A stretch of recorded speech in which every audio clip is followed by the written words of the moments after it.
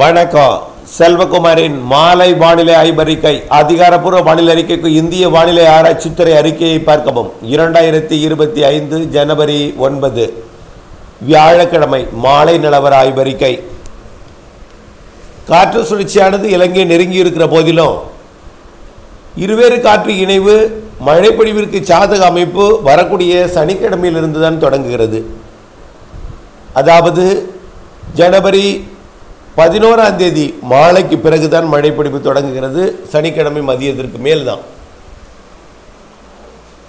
கண்டிப்பாக ஜனவரி 12 ஞாயிற்றுக்கிழமை, ஜனவரி 13 திங்கட்கிழமை போகி பண்டிகை தினம் மற்றும் பொங்கல் தினம் 14 மற்றும் மாட்டுப்பொங்கல் தினம் 15, அடுத்த நாள் 16 கூட மழை வாய்ப்பு தெரிகிறது.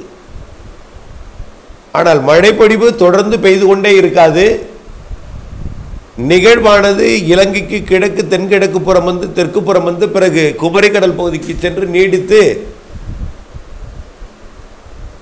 நிற்கும். அதே வேளையில் வட இந்திய நிலப்பகுதிகளில் குஜராத், ராஜஸ்தான் மற்றும் மத்திய பிரதேசம், உத்தரப்பிரதேச பகுதிகளில் அதாவது அரபிக்கடலோரம் தொடங்கி பாகிஸ்தான் எல்லையோரம் வரைக்கும் உருவாகக்கூடிய காற்று சுழற்சி பிறகு சற்று கிழக்கு நோக்கி நகரும் பொழுது தொடர்ந்து 16ஆம் தேதி வரைக்கும் இரு காற்று, அதாவது குளிர்காற்றோட பிரிதல் என்பது வட இந்திய நிலப்பகுதியை நோக்கி திசை மாறி இருக்கும். தமிழ்நாட்டிலே குளிர்காற்று குறைந்திருக்கும், அளவாக இருக்கும். கர்நாடக எல்லையோரம், ஆந்திர எல்லையோரம், கேரள எல்லையோரம் வரைக்கும் மழைப்பொழிவை கொடுக்கும் வகையில் சாதக அமைப்பு ஏற்பட போகிறது. பொதுவாக குளிர்காற்று வந்தால் உள்ளே மழைப்பொழிவை கொடுக்காது. ஆனால் குளிர்காற்று திசை மாறப் போகிறது.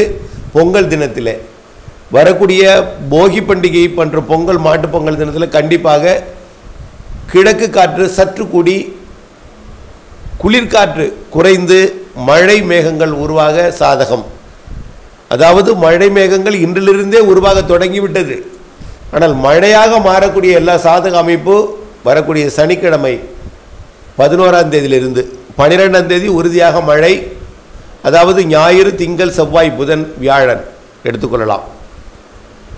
வரக்கூடிய பொங்கல் மறுநாள் மாட்டுப்பொங்கல் அன்னைக்கு பெரும்பாலும் உள் மாவட்டங்கள், மேற்கு மாவட்டங்களுக்கு நல்ல மழைப்பொழிவை கொடுக்கும். தொடக்கம் கடலோர மாவட்டங்களுக்கும் வடகடலோரமும் வட உள் மாவட்டங்கள் நல்ல மழைப்பொழிவை கொடுக்கும். கண்டிப்பாக 12, 13, 14, 15, 16 தேதிகளில் மழை வாய்ப்பு பிரகாசமாக இருக்கிறது. நாட்கள் நகர்ந்து சென்றாலும் 4 நாட்கள் மழைப்பொழிவு உறுதி, இதில் மாற்றமில்லை. அறுவடை விவசாயிகள் கண்டிப்பாக ஞாயிற்றுக்கிழமையிலிருந்து சனிக்கிழமை மதியத்திற்கு மேல் தொடங்கி கடலோரம் தொடங்கும் மழை. ஞாயிறு, திங்கள், செவ்வாய், புதன், வியாழன் ஆகிய தினங்கள் பொங்கல் நாளிலே மழை வாய்ப்பு தெரிகிறது. ஆனால் பொங்கல் கொண்டாட்டத்திற்கு இடையூறு கொடுக்காது, இயல்பு வாழ்க்கையை பாதிக்காது. அவ்வப்பொழுது மழை குறுக்கீடுகள் இருக்கும், அவ்வளவுதான்.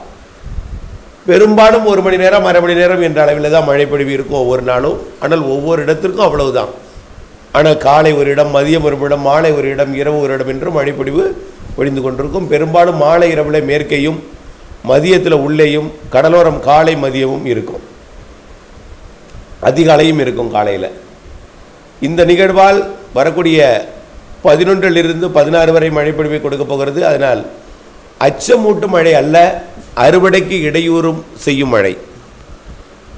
கிழக்கு காற்றோட மழை. கிழக்கு காற்றுன்னா கொஞ்சம் சாரல் மழையாக சாய்த்து கொண்டு பெய்யக்கூடிய மழை வந்தாலும் சில இடங்களில் 1 மணி நேரம், அரை மணி நேரம் பெய்தாலும் கனமழையாக இருக்கும். சில இடங்கள் லேசாக இருக்கும், சில இடங்களில் மிதமாக இருக்கும், சற்று கனமாக இருக்கும். மாறி மாறி ஒவ்வொரு இடத்துக்கு இடம் மாறுபடும்.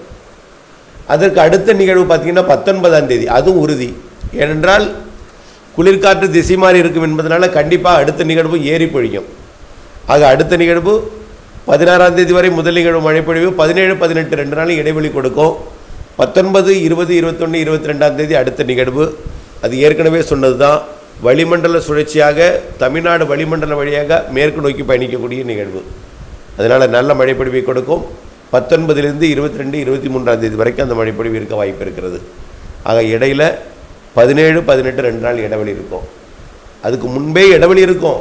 ஆனால் அந்த நாளில் ஏதோ ஒரு இடத்துல மழை பொழிந்து கொண்டிருக்கும். 16ஆம் தேதி, 15ஆம் தேதி, 14ஆம் தேதியும் மழை இங்கொரு இடத்துல இருந்து கொண்டு தான் இருக்கும். ஆனால் பரவலான மழைப்பொழிவு ஞாயிறு, திங்கள் 12, 13ஆம் தேதி நல்ல மழைப்பொழிவு காத்திருக்கிறது. அதுக்கு அடுத்தது 19லிருந்து 23 நல்ல மழைப்பொழிவு காத்திருக்கிறது. குடியரசு தின நாளில் மழைக்கு வாய்ப்பு குறைவு. வட இந்திய நிலப்பகுதிகளில் மட்டும் மழை இருக்கும். தமிழ்நாட்டை பொறுத்த வரைக்கும் குடியரசு தினத்துக்கு பிறகு மாத இறுதி நாட்கள் 28, 29, 30, 31ஆம் தேதி வாக்கில் அடுத்த சுற்றின் மழைப்பொழிவுக்கு சாதகம் தெரிகிறது. ஆக இந்த மாத இறுதிக்குள் 3 நிகழ்வு இருக்கிறது குளிர்கால மழைப்பொழிவை கொடுப்பதற்கு. ஆனால் மழைப்பொழிவை பார்க்கும் பொழுது ஏதோ பொழியாது போல் தெரியும். ஆனால் கண்டிப்பாக இந்த குளிர்கால மழை சராசரிக்கு கூடுதல் மழைப்பொழிவு தான் இருக்கிறது. ஆக வளிமண்டல சுழற்சிகள் கண்டிப்பாக அடுத்தடுத்து வந்து பிப்ரவரியிலையும் மழைப்பொழிவு தெரிகிறது, மார்ச்சிலையும் மழைப்பொழிவு தெரிகிறது. ஆனால் அந்த மாதத்தில் அந்த ஊரில் எவ்வளவு சராசரி அதற்கு கூடுதல் மழை தான். ஆகவே பெரிய அளவிலே பாதிக்கும் மழையெல்லாம் இல்லை, ஒதுக்கி ஆங்காங்கே தான் ஒவ்வொரு ஊர்லேயும் ஒவ்வொரு ஊர்லேயும் வெவ்வேறு மணி நேரத்தில் மழைப்பொழிவை கொடுக்கும், வெவ்வேறு நேரங்களில். ஆக மழைப்பொழிவு கண்டிப்பாக இருக்கிறது. மழை எதிர்நோக்கி இருப்பவர்கள் வரக்கூடிய ஞாயிறு திங்கள் எதிர்பார்க்கலாம். அறுவடை விவசாயிகள் முதிர்ந்த நெல் தானியங்களை வரக்கூடிய சனிக்கிழமைக்குள் அறுவடை செய்திடுங்கள். முடிந்தால் நாளைக்குள் அறுவடை செய்து பாருங்கள். ஆனால் வானம் கருமேகம் சுடுந்து தூறல் இருக்கும். சனி வெள்ளி எல்லாமே தூறல் இருக்கும். இன்றைக்கே கருமேகம் தூறல் ஒரு சில இடங்களில் காணப்பட்டது. ஆனால் மழைக்கு சாதகம் இல்லையே தவிர நிகழ்வு நெருங்கிவிட்டது. மழைக்கு சாதக அமைப்பு வரக்கூடிய சனிக்கிழமை மாலை மற்றும் ஞாயிற்றுக்கிழமை 13, 12, 13ஆம் தேதி கண்டிப்பாக 14, 15, 16 இருக்கும். அடுத்து 19 to 23 அடுத்தது மாத இறுதி நாட்கள். இப்படி கோடையிலும் மழைப்பொழிவு இருக்கிறது. கோடையில் பிப்ரவரி மார்ச்சில் குளிர்கால மழை இருக்குது. மார்ச்சை விட ஏப்ரல் மே மிகச்சிறப்பான மழை, கோடைக்கால மழை. ஏப்ரல் மே சராசரிக்கு கூடுதல் மழை, வலுவான நிகழ்வு மழை. மாதத்திற்கு ஒரு நிகழ்வு வரும், 2 மாதத்திற்கு 2 நிகழ்வு இருக்கிறது. கண்டிப்பாக சராசரிக்கு கூடுதல் மழை என்பதை நினைவில் கொள்ள வேண்டும். ஆக